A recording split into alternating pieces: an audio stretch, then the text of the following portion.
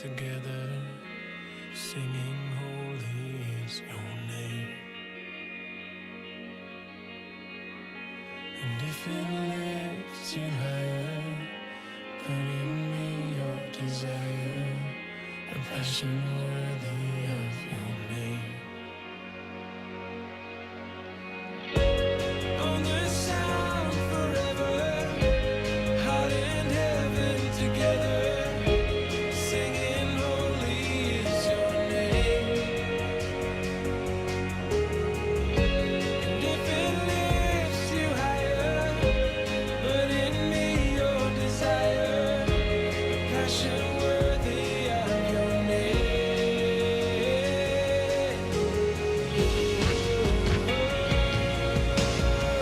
And I throw my weakness into your greatness. This broken heart is all you want. Singing holy, heart like heaven, singing holy, God Almighty, on this Lord Most High, singing holy is your name.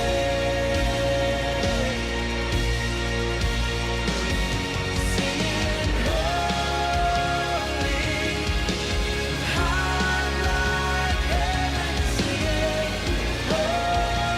holy, God Almighty, on this Lord Most High, singing holy is your name.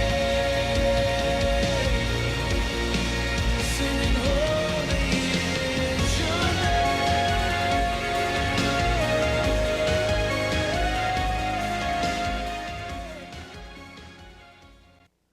All right, time's up. If everyone wants to make their way back to their seats, I gave you 5 minutes. That's plenty. As 6. Next week we'll do 6 minutes. As everyone makes their way back to their seats, we want to say hi to those joining us online. And man, we're so grateful to have the technology to be able to broadcast and stream our services online. And we're so grateful for those who join us and watch on our YouTube channel. But man, there's just something special about being in the building. And so we're so grateful for everyone who has made it out to church this morning. And man, I'm just so excited for what God has in store for us this morning. You may notice that we've got some little pitter-patter feet running throughout the building this morning. And we just want everyone to know that we just love the sound of kids. And we're not bothered if your kids are running around. We're not bothered if your kids are making noise. If you know anything about me, I have 5 now. And so my life is just full of just kids constantly. And so we just want you to know, for those kids who are potty trained, we do have kids church available over in the music room. And for those who aren't yet, man, we love that we're able to have a multi-generational church and have the kids be able to sit with our families here in the room. But moms and dads, if you're looking for a place to kind of sneak out with the kids, just feel free. You can utilize the playgrounds, you can go out front, and we've also got a little changing station back by the bathrooms with some chairs back there. If you've got a diaper or something that you need to take care of, Chris, if you need to handle some stuff, use the adult restroom.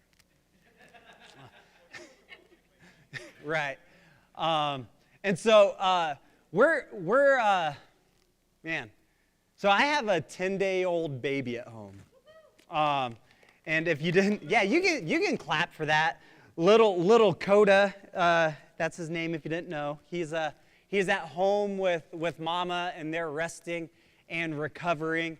And they're doing great, and they are probably going to be back at church next week. But Nikki just wanted me to say and let everyone know thank you for all of the kind words. Thank you for everyone who's reached out. Thank you for people who've brought food to our house. We're so grateful for this church family and for all of you being so supportive for us over the last 10 months really of pregnancy, because she was way overdue. And just so grateful for all of you. And with that being said, new baby at home equals not a lot of sleep. And so just have a little bit of grace on me if I'm a little bit all over the place. Just know Pastor Michael hasn't slept. And so just take it easy on me this morning. But I want to say thank you again to everyone who has kind of filled in the last couple of weeks as me and my family has been out while we were sick and having a new baby. And we had my friend Ethan come down and visit from Phoenix, and he preached a couple Sundays ago. And Celebration Sunday, y'all did without me, and I didn't get any chili. That's not true. I got a little bit. Someone brought me some to my house. And then last week, Tracy did a great job just teaching us on the topic of prayer. And I was talking to my wife this last week. I was like, I haven't preached in like a month. And I'm like out of practice. And I'm so excited to be able to share the word with you this morning. I'm so excited to be able to dive into today's message. And today's a lot. And for the sake of time, I'm going to do my best to kind of keep it concise. And if we need to bleed into the next couple of weeks with this topic that we're going to be talking about, we're going to be doing that. But I personally, in all of my free time, have been going through a study on the book of Daniel. And looking through the book of Daniel, and I've been reading a book called The Daniel Dilemma. And it's written by a pastor in Alabama named Chris Hodges. And he's a big pastor of multiple campuses out in Alabama. And he put together this sermon series called The Daniel Dilemma, based on the book of Daniel. And I've been kind of going through this study. And if you were with us earlier in the year, it may have been late last year, we actually hit on a lot of these topics. But I just felt like in this cultural moment, it's such a relevant thing for us to just circle back around to. And so if today's message feels like really wise and beyond my years, it's because most of it's stolen material from Chris Hodges. But in all honesty, sometimes when you're going through a study, man, you just can't help but just share it with everyone else. And so this is week one of I don't know how many weeks, going through the book of Daniel. And we're not going to do like a verse-by-verse breakdown of Daniel. We're not going to like parse it and pick it apart really deeply. But I feel like in this moment, in history, in this cultural moment of craziness happening in the world and all over the world and in our country, and what feels like morals are up in the air and questioned and all over the place, and what is truth, and is truth relative, and is there anything that we can really stand on, and what is happening to this Christian nation of ours, and all of these questions that sometimes float out there.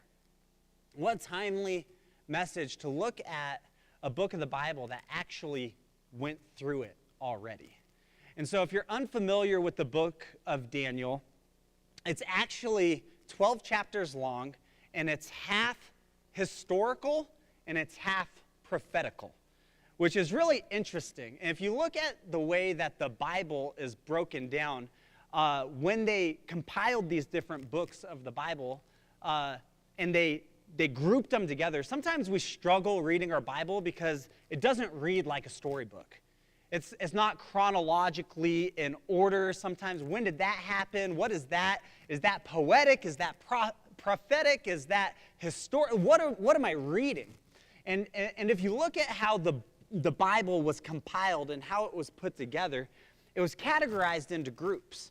And so you have the first 5 books of the Bible are the Mosaic Law, and it's the instruction that God gave to Moses and how the Jewish people of the day were to live. And it was like a code of conduct for them. It was the law that was given to them. And then you've got this group of historical books, and it literally just tells the story of the Israelites. It tells the stories of them leaving Egypt. It tells the stories of the good kings and the bad kings and the good times and the bad times and the blessings and the curses. And it's all just historical. This is what happened. And then you get into some poetic books, and you have the Psalms and the Proverbs, and they're more books of the Bible that kind of express ideas through song or through poems. And then you get to the prophets, and there's a whole bunch of prophets, and they're broken down into what is known as major prophets and minor prophets. And they're not because the major prophets are more important or the minor prophets are less. It's just because the major prophets are like super long and the minor prophets are super short. And that's how they divided them up. And Daniel is kind of an interesting book because it's a historical book, but in the Bible, it's categorized in the prophetic books. And if you look at the second half of the book of Daniel, you'll see that Daniel had dreams and visions, and he translated the king's dreams and visions. And you can actually look and do a study on the second half of the book of Daniel, and you can see where Daniel's prophecies have been fulfilled throughout the ages of different empires coming and going and different things happening, and the rise of this and the fall of that. And we're not going to get into all of that today. But also at the end of the book of Daniel, there's some prophecies that most scholars believe are still in the future for us. And so that Daniel is also predicting things that we are going to see. And we're not going to talk about that today either. But so why did you give all of that breakdown of all of this thing? Because it's really fascinating. And at the beginning, the pastor who put this study together described it this way. And I thought it was so interesting and such a captivating idea that even the historical parts of Daniel were prophetic. That even the historical parts of the book of Daniel were showing a pattern of what is to come. And we can actually see this in the book of Ecclesiastes when the author is lamenting the woes of the world. He says this. He says, it's in my Bible. Not on my phone. He says this, history, rewind a little bit. Everything is wearisome, beyond description. No matter how much we see, we are never satisfied. No matter how much we hear, we are not content. History merely repeats itself. It has all been done before. Nothing under the sun is truly new. Sometimes people say, here's something new, but it is actually old. Nothing is truly new. We don't remember what happened in the past, and in future generations, no one will remember what we are doing now. And as this author is lamenting, saying, there's nothing new under the sun, everything that has been will be. There's no new problems in modern day America that hasn't existed at some point in history already.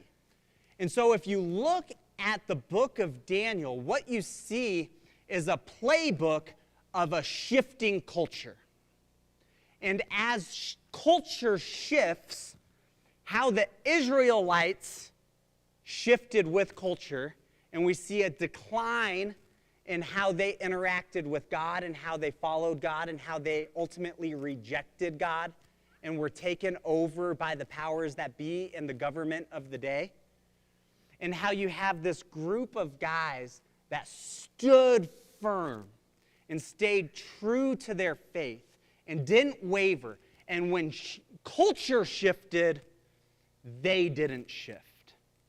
And what we see in the book of Daniel is really a couple of figures that are highlighted, that are given the ultimate, like,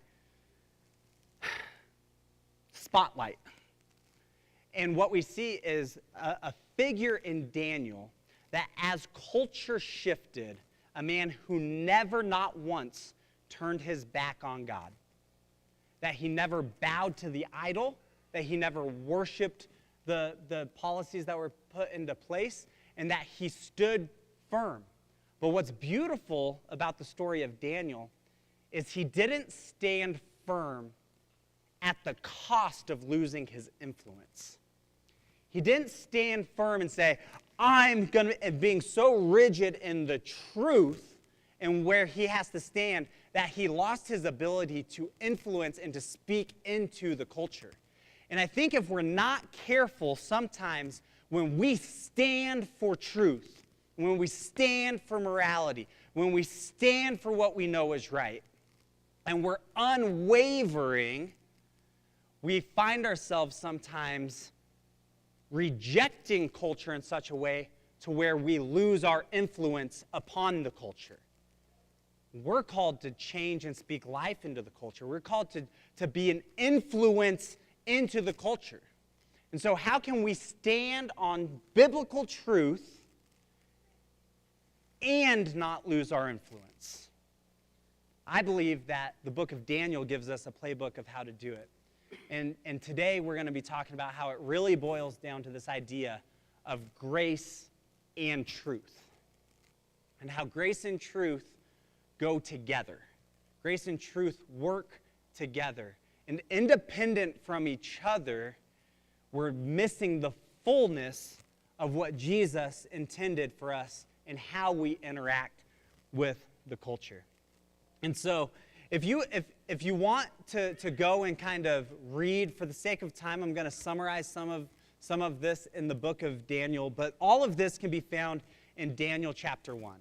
And when I'm talking about there's nothing new under the sun, this is what I'm talking about. That everything that we are experiencing as a country in a shifting culture, they experienced in chapter 1 of the book of Daniel. This took place, it says, in the 3rd year of the reign of King Jehoiakim, who was the king of Judah, that the Israelites at the time stopped being faithful to God. And there's a little point to be made here. You can love God and reject God at the same time.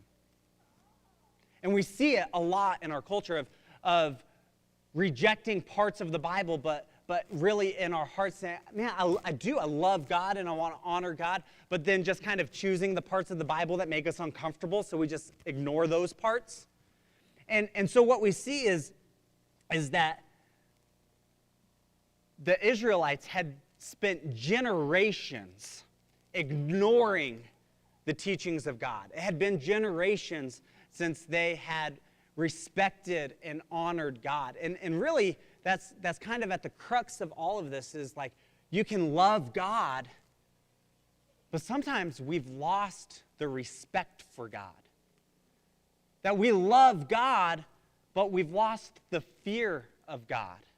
That we love God, but we've forgotten the holiness of God, of what we sang about this morning. And the Israelites were going through this. And the king of Babylon at the time, it was a dude named King Nebuchadnezzar. You might be familiar with him. He's the dude that throws them in the fire here in a little bit. But King Nebuchadnezzar comes, and he's overtaking the Israelite kingdom. And And the Israelites are getting ready to be overtaken by a new culture. They're getting ready to be taken over by a new government. There's a new person in power who's making the rules. And what do we see happening? We see that the Israelites are being separated from their own customs and their own traditions, and they're picking the smart guys and the beautiful guys, and they're giving them special jobs. And everybody else is being placed in the camp of slaves. And so you have this group of Israelites that are literally becoming enslaved in the Babylonian culture.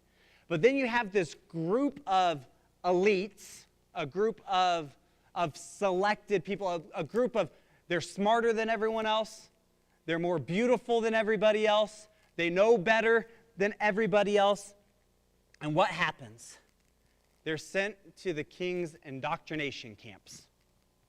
They're sent to the king's re-education system. It says this in Daniel chapter 1, that he was to teach them the language and the literature of the Babylonians.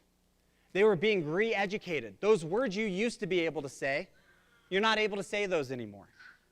The things that you used to call things, you can't call those things anymore. Does this sound a little bit familiar? Whoa.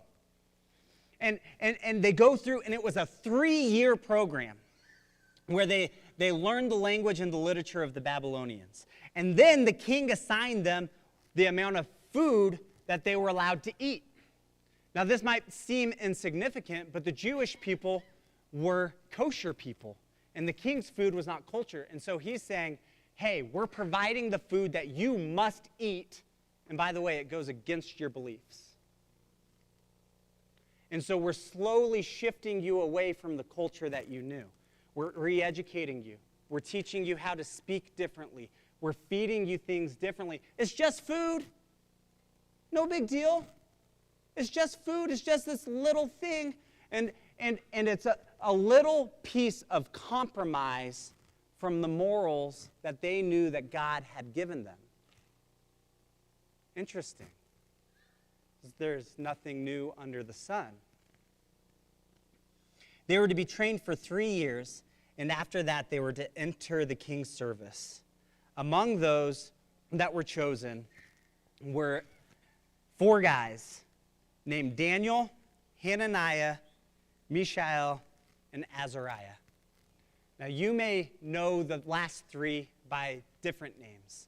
Their names you might be familiar with are Shadrach, Meshach, and Abednego, right? Why are we known by those names? Those are actually those are their Babylonian names. And get this, as the culture shifted, as things began to move, they're being re-educated, they're being coerced into dropping their morals and what they eat and how they drink. We'll get a little bit later to where how they worship is being questioned. And in the midst of all of it, their identity is being challenged. If you do a word study on the names and how the names were redefined, you'll see that Daniel means God is my judge. And Belteshazzar, which is his new Babylonian name, means lady protect the king. They literally took Daniel's name and they gave him a female name. They caused confusion. They caused disruption. They took Hananiah's name. That meant Yahweh has been gracious, and they renamed him Shadrach and said, I am fearful of God. And so they took God has been gracious, and they interjected it with, I'm now afraid of God. They took Azariah and said, Yahweh has helped me. And they changed it to say, servant of Nebo. And so now his name represents a completely different God.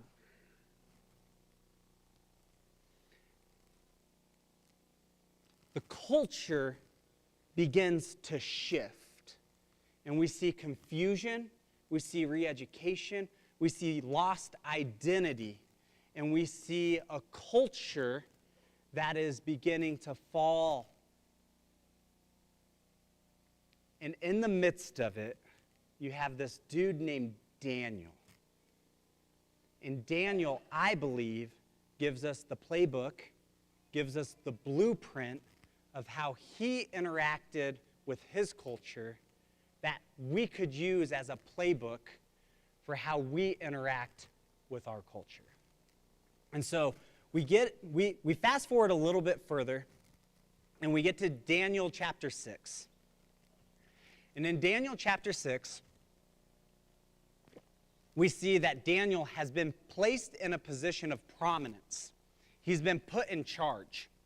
And so the fascinating thing about Daniel is he's gone through 4 administrations. So like he was there for Bush, Obama, Trump, and Biden, right? And every administration that came kept him on board. So how did he exist in such a way to when the regime changed, the thoughts changed, the beliefs changed, the policies changed, and they're saying, Daniel, we'll keep him around. Daniel, he's worth having on our team. And by the way, spoiler alert, every administration that Daniel served under eventually came around and gave their life to Daniel's God. Every person that Daniel served under eventually came around and said, you know what? The God that Daniel serves, that seems like the right answer to me. So how did Daniel do it? We see in Daniel chapter 6, it pleased Darius. Darius was the new president. He just walked into office, said, it pleased Darius to appoint 120 satraps. What's a satrap? A satrap's a mayor. So we got Darius as the president. He's got like 3 vice presidents, and then the satraps are like the mayors over the territories, right? And so he's going to appoint 120 satraps to rule throughout the kingdom with 3 administrators over them. So that's like the vice presidents over them. One of whom was Daniel. The satraps were made accountable to them so that the king might not suffer loss. He's trying to keep things organized. Now Daniel so distinguished himself among the administrators and the satraps by his exceptional qualities that the king planned to set him over the whole kingdom. By Daniel's exceptional qualities, the king said, actually, I don't need these 3 other people in charge. I'm just going to give it all to Daniel. We're going to eliminate the 3 vice presidents. We're going to have 1 vice president, and his name's going to be Daniel. Why? Because of his exceptional qualities. Here's the beautiful thing. There was nothing exceptional about how Daniel presented himself, except for allowing God to represent himself through him. So what are those exceptional qualities? This is the fruit of the Spirit. It's the same qualities that we as Christians should be striving to have present in our life every day. It's the love, the joy, the peace, the patience, kindness and goodness and faithfulness and gentleness and self-control. And the Bible actually tells us against these things there are no laws. It means if you live out these qualities, they can't make a law to take you down.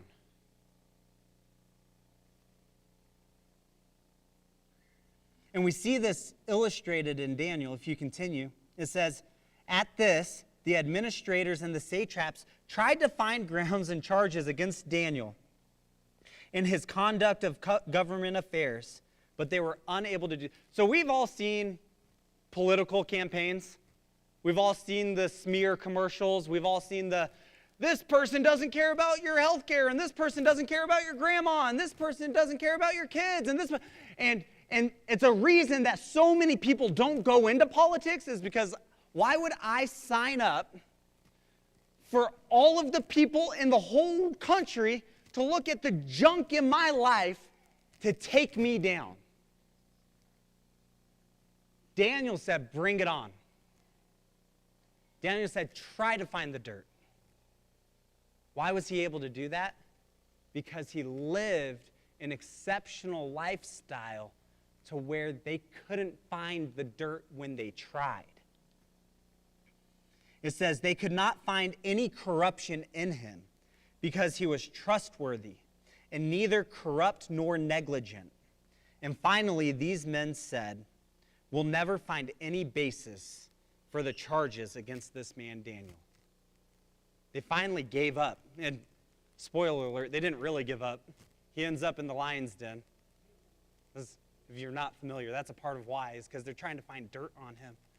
But what an example for us to live such an exceptional life that even if my beliefs are outside the realm of normal beliefs or societal beliefs, that even if my morals are outside the societal morals, even if the way I conduct myself is outside of how society thinks I should conduct myself, when those people come to try to take me out, they've got nothing to stand on.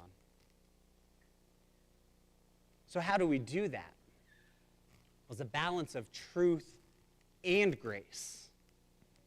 There's a balance of truth and grace. We see Daniel's approach when they offered him the king's food and said, hey, we need you to compromise on your kosher food and eat the food that we provide.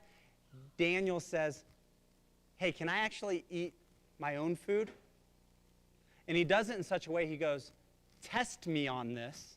If I'm weaker, if I'm not as strong, if I'm not as put together, then I'll follow your way. He was so bold and confident in his belief that God's way was better, which, by the way, it is.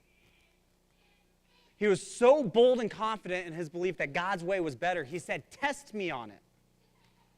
Test me on it. I'll eat my food, they eat those food, and let's see who's stronger. Let's see who has more energy. Let's see who's more productive. And you fast forward, and the king goes, maybe all the army should be eating like Daniel's eating. When the results speak for themselves, culture goes, that way is better. And so when we model healthy family structures, when we show healthy parents loving kids, and culture looks and goes, well, that way is better. This isn't to bash people who aren't living in those ways. That's where the grace piece is, and we're going to get to that. But the truth of living God's standard, the truth of living God's way, has a track record that cannot be beat. And we as Christians need to learn how to stay confident and say, test me on it. Put my family up against any family in this country. I say today, because we do things God's way, and I will take my family up to bat against any of y'all's families. I will, because I'm confident in raising my kids and raising my family and treating my wife and respecting her and her respecting me, and the way that we function in our household. Come to my house any day of the week, and I will confidently say, you'll look at my family and be like, man, that's a good way to have a family. It's not an arrogant thing. That's me being bold and confident that God's way really is better. I'm not struggling financially. I don't fight with my family. I'm not on the brink of, this isn't a pump me up. This is evidence that God's way works. And I know that there are those of you in this place that you have elements of your life that you'd be like, generosity, God's way works. Caring, God's way works. Serving, God's way works. We've lost that boldness to proclaim to culture without condemning culture. Just say, hey, I'll eat my food, you eat your food, and let's see what the results are. That's what Daniel did. We see this illustrated also in the New Testament. I'm going to skip all of John chapter 1, Michael. What we see play out is, if you read John chapter 1, and you see John describing Jesus and his entering into humanity. And it talks about the Word becoming flesh and what Jesus is trying to accomplish. And the most famous verse in all of the Bible is John 3:16. But we also overlook the next verse. It says, "For God did not send his Son to condemn the world, but to save the world through him," right? And so when we shine light into the darkness, it's for the benefit of the darkness to not be in the dark. It's not to condemn the darkness, it's to illuminate it. And so we have truth and grace coexisting together. So what is truth? Truth is God's standard. And God set the standard so high that we ain't never gonna reach it. But the standard is the standard. We believe that God's holy word is inspired. And so the standard is given us in the book of the whole thing of the Bible. John 17:17 says this way, "Sanctify them by the truth, and your word is the truth." So what is the truth? The truth is God's standard. It's what the expectations are. And then we have God's grace. What is God's grace? God's grace is God's favor.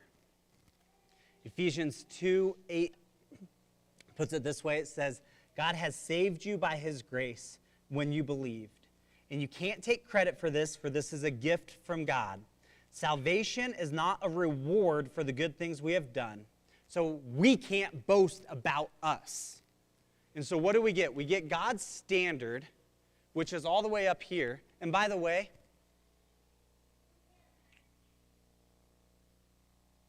when we lower the standard of what God is, we are inadvertently taking God's role in our own life. If I got to make the rules, I would be God. But I'm not. So I have to take the rules that God has given me. It's not about rules per se, but the truth of what things that I have to take, because I'm not God. And so I heard it said one time, and this is so good, that if your image of God agrees with everything that you think, you've just elevated your own ideology to become God. There's so much in the Bible that I read, I'm like, get mad about sometimes. Like, I don't want that to be there. But I don't get to choose because I'm not God. And if I ignore the parts of the Bible that make me a little bit cringy and uncomfortable, I've just removed God from my life and I've taken my own place. And we're running around this world with a bunch of mini gods that look exactly like us. We think that we love better than Jesus because Jesus is mean and wouldn't send people to hell. And so we just get rid of those parts of the Bible and say, well, this is what love really looks like. But what God's saying is actually, my standard of love is presenting a way for you to live that is perfect for you to live.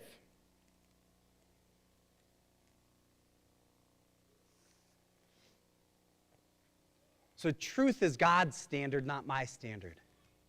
It's truth of what he sets the bar at, not where I think the bar should be. And I'm not interested in lowering the bar for my own comfort. So with that comes the reality of I'm never going to be able to reach the bar. And neither are you. And God designed it that way on purpose. He on purpose set the standard so high that you could never reach it. And you might think, well, that's cruel. That's mean. That's hard. No, it's so that we all equally turn to him. We all equally need him. And that's where the grace comes in.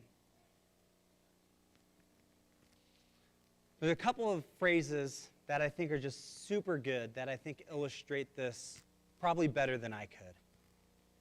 It says, without truth, we are corrupt. But without grace, we are condemned. We need both.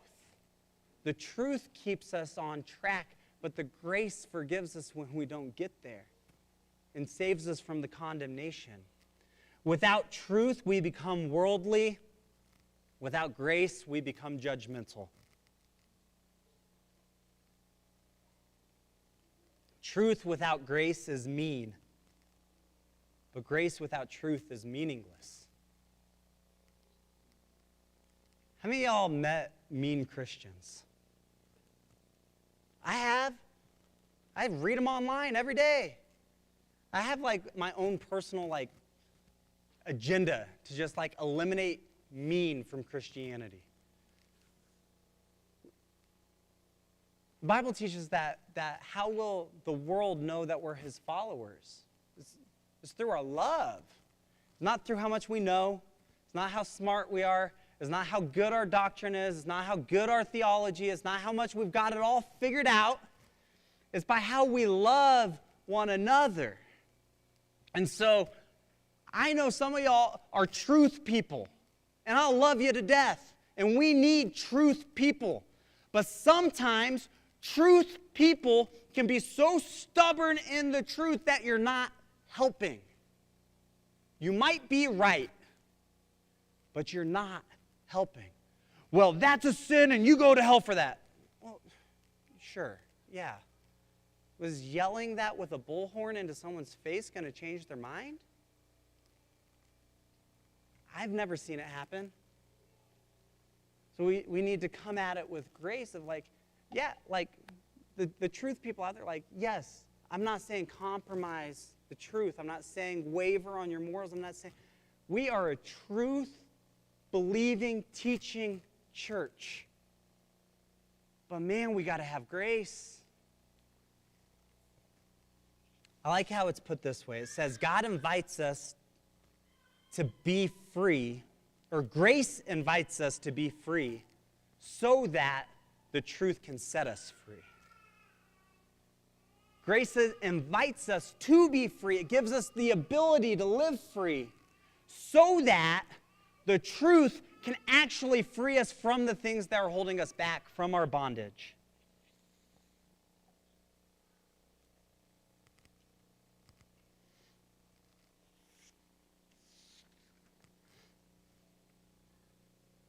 We cannot at the same time antagonize and influence. Those two things do not coexist. We cannot influence people while we're antagonizing people. We can't do it. And so we see this illustrated, probably the best illustration of this in the entire Bible can be found in the Bible. John chapter 13. Nope, John chapter 8. In John chapter 8, and you may be familiar with this story, Jesus is teaching to the religious people of the group. He's teaching to the church people, who, by the way, were like coming at him, like, you're doing it wrong. You're not, like, it was like, by the way, I take comfort if Jesus was being told, hey, you're doing it wrong, that gives me a green light. Like, y'all can criticize me all you want. If they thought Jesus was doing it wrong, you can think I'm doing it wrong too. I'm good with it. But Jesus is teaching to the crowd, and while he's teaching, a group of religious people come and they bring a lady caught in adultery to him. And this is where we get the phrase, cast the first stone. It's like modern, like we still, hey, throw the first stone. But this actually comes out of an actual thing that happened to Jesus, where he's teaching, and this group of people come and they bring this adulterous woman before Jesus and say, we've caught her red-handed in her sin. What are you going to do about it? Which leads me to a couple questions. Where was the dude that was also caught in adultery? when I read my Bible, is like, was he amongst the accusers? Could be. There's no way for me to know that. But they bring her in front of Jesus. And what is Jesus' response? He gets down and he doodles in the dirt. What a weird response. What a weird thing to do. They're being antagonistic. They're literally trying to start a fight. They're trying to catch Jesus in a trap, is what the text tells us. They are in the comments section just dropping bombs saying, let's see if I can get someone to bite. I've seen you all out there. I know who you are, those bomb droppers in the comments section. Looking to see if they can trap Jesus into saying something that's going to mess him up. And I think we can learn something from Jesus in this moment. His response is to squat and to doodle in the dirt. Sometimes the best thing to do is to hold your tongue. Sometimes we're so quick to respond. You know, it's a biblical principle to be slow to speak. Slow to speak. It's in the Bible. Slow to speak. And Jesus demonstrates a pause before an answer. A lot of times we take the bait. Someone is trying to antagonize us. They're trying to poke the bear. And we take the bait and we come back aggressively. And we come back angrily. And we come back with the answers. And we come back with the truth. And we push them so far away that they're not even willing to engage in the conversation anymore.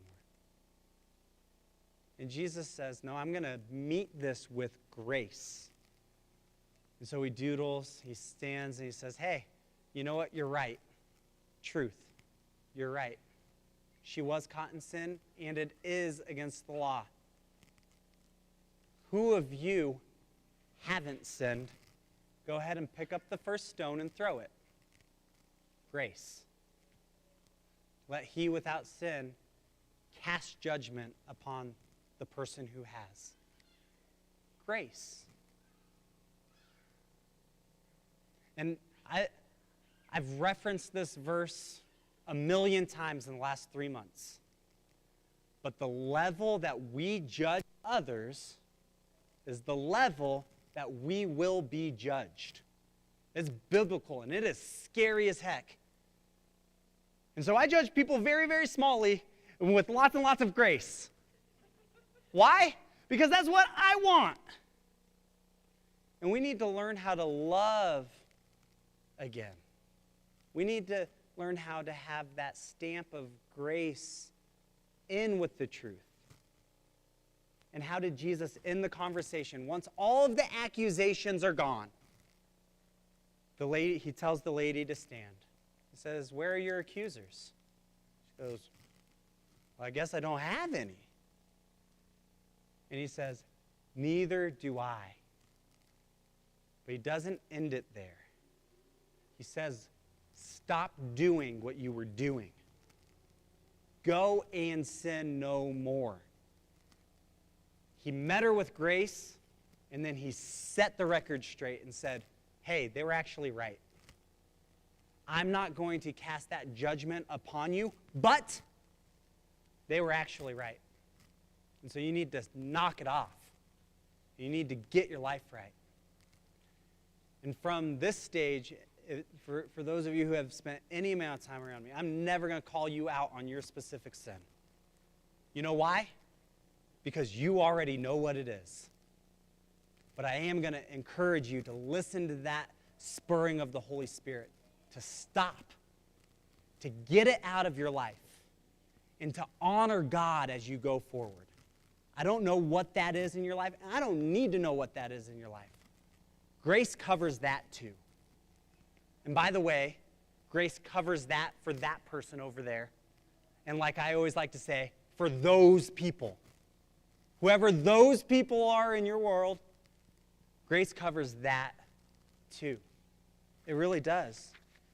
And when we can learn how to gracefully approach the truth and not waver and not compromise, we'll find that we have more influence in our culture than we ever would have imagined. That people will look at the way that we live, the way that we speak, the way that we operate, and before we know it, we'll have gone Republican, Democrat, Republican, Democrat, Republican, Democrat in leadership making their policies, and they're going to say, Michael, I want you in my cabinet. Flip-flop, different leadership. Daniel went through 4 different administrations. There were kings, and they lasted much longer, but 4 different ruling parties who had different beliefs and different ideas and different things that took the culture in a completely different way. And as Daniel stood firm and said, I'm not going to bow to the culture. I'm not going to bow to the idol. I'm not going to eat the food. They looked at Daniel and they said, I'm going to put you in charge of everything. So we can have influence regardless of who the authorities are, regardless of who the power is, regardless if we agree with their policies or don't agree with their policies. We can have influence when we stand on biblical truth, but we don't scare them away by forgetting the grace. Let's not be mean Christians, right? You can have truth and also not be a jerk at the same time. It is possible. And so I just want to encourage us, man, let's meet that grace and truth. And I believe we can start a movement from the inside out that has waves of influence in the culture to where people want to start modeling how they do things based on how we do things. Why? Because it works, and they see results in our own lives. Can you pray with me this morning? God, I pray that you teach us how to meet grace and truth. God, teach us how to give an answer with gentleness and compassion. Teach us how to not cast the first stone. Teach us how to connect before we correct. God, I pray that we are a church that has influence. God, I pray that we are a church that never wavers on moral truth. But God, let us be a church that can impact and influence the community around us by how we live differently. I pray these things in Jesus' name. Amen. Man, we're so glad that you came. We're done here today. But before we go, we just want to give you an opportunity. If you want to be a part of impacting our community and be a part of what we believe is going to be a wave of ministry that is going to have real, tangible, influential impact on our community, starting right here in Prescott. Man, we believe that God is getting ready to move, has already begun to move, and we are a part of it. And if you want to be a part of that, we believe there are 3 simple ways for you to partner with Discovery Church as we move forward and are obedient to God. 3 simple ways. Number 1 is to pray, because we can't do anything without prayer, and we need it. Number 2, get involved, because it takes more than 3 people to accomplish anything. And so if we want to accomplish more, we need more people helping to accomplish the things. So pray and get involved. The 3rd way is for you to partner with us financially. If this is your first time, if you're just visiting, we don't want you to feel any pressure or any obligation to give. In fact, the best gift you could give us is just filling out a Connect card so that we can buy you a cup of coffee and get to know you. But if this is your home church and you believe in what we're doing and where we're going, man, we believe it's such a good biblical principle to invest in that financially. And let's just see what God does to impact our community. You can give in the back of the room. You can give online. But man, we're so glad that you're here. I got a text from my wife that I forgot about Veterans Day. And so we want to just honor the veterans. Man, we thank you so much for those of you who have served and and been a part of keeping our country free. We honor and applaud you this morning. Thank you so much to our veterans. Can we give it up for our veterans this morning? And man, do not miss next week. We'll be here with tables and food. It's going to be a great time. You don't want to miss it. Thanks so much for being here. Grab another donut on your way out. Feel free to hang out and talk to someone you don't know, or maybe you do know and you just want to chat. But we're so glad that you're here. Thanks for spending this Sunday morning with us this morning. When the walls are closing in,